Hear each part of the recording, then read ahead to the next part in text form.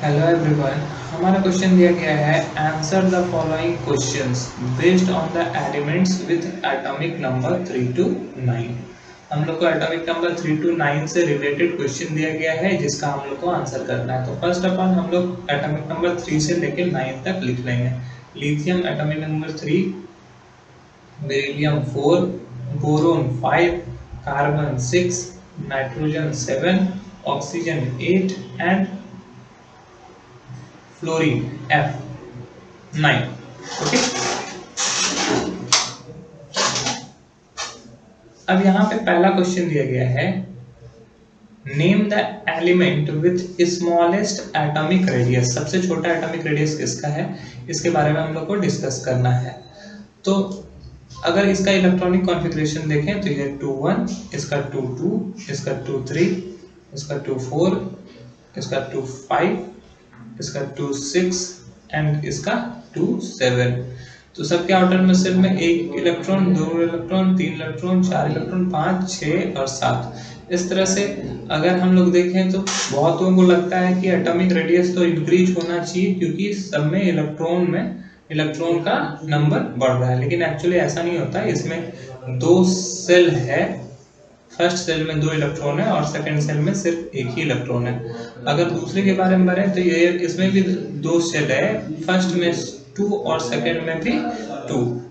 तीसरा में 2 है, फर्स्ट में 2 और दूसरे में 3, फिर 2 एंड देन 4।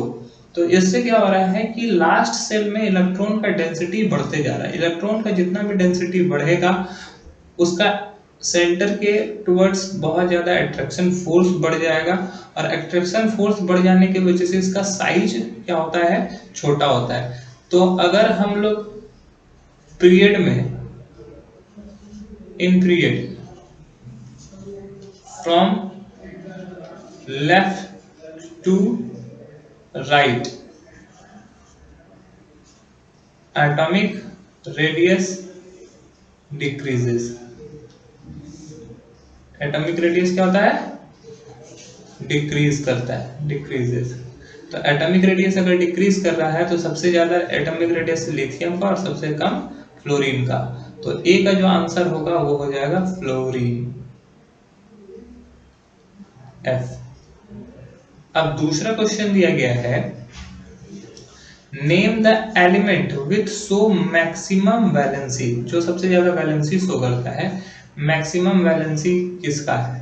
तो अगर यहाँ पे मैं वैलेंसी भी लिख दूं तो लिथियम का वैलेंसी 1, बेरिलियम का 2, बोरोन का 3, कार्बन का 4, नाइट्रोजन 3, ऑक्सीजन 2 एंड फ्लोरीन 1। ये इसका वैलेंसी है। तो सबसे ज्यादा वैलेंसी जो होता है वो कार्बन का होता है, जिसको टेट्रा वैलेंसी बोलते हैं। तो carbon has maximum valency, maximum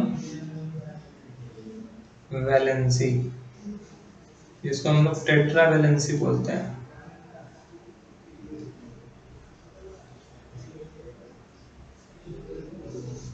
तीसरा क्वेश्चन दिया गया है name the element which is a metalloid. यहाँ पे मेटलॉइड क्या है, मैं आपको बता दूं, यहाँ पे एक ही ऐसा एलिमेंट है जो मेटलॉइड की तरह काम करता है, बाकी सब मेटल या नॉन मेटल है।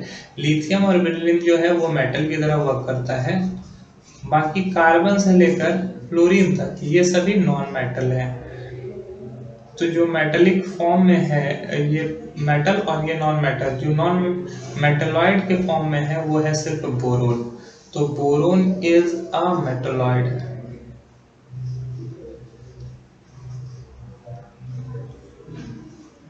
अगर बात करें चौथे क्वेश्चन की, डी नंबर, तो डी में दिया गया है name the element which is most electro positive. अगर सबसे ज्यादा इलेक्ट्रो पॉजिटिव के बारे में बात करें तो यहाँ पर जो है लिथियम सबसे ज्यादा इलेक्ट्रो पॉजिटिव है।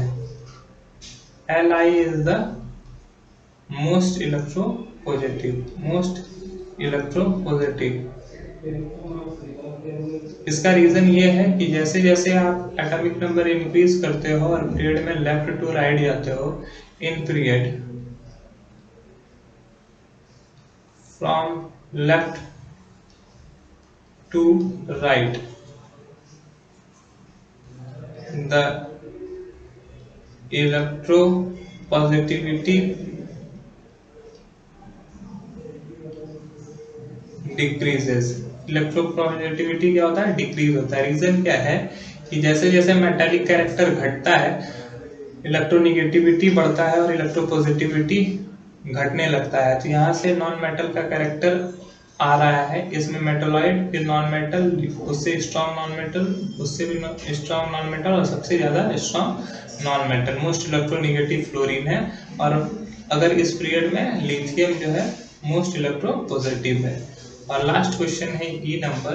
क्वेश्चन नंबर ई में दिया गया है right the chemical formula of the compound formed when the elements of atomic number 6 and 8 react together।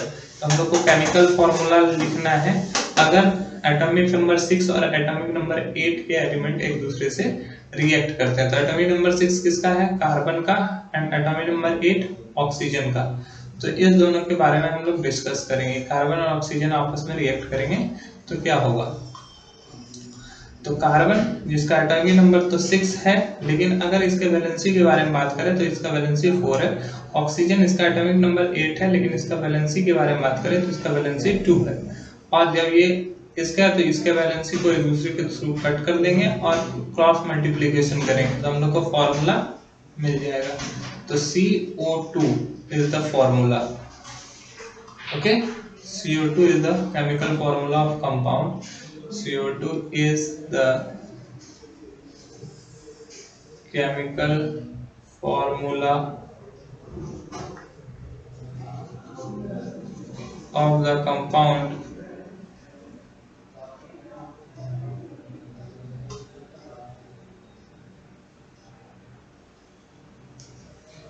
Okay. तो इस तरह से यहाँ पे CO2 बनेगा। तो ये 5 क्वेश्चन आप लोग को आई होप ये समझ में आ गया होगा। That's all, thank you.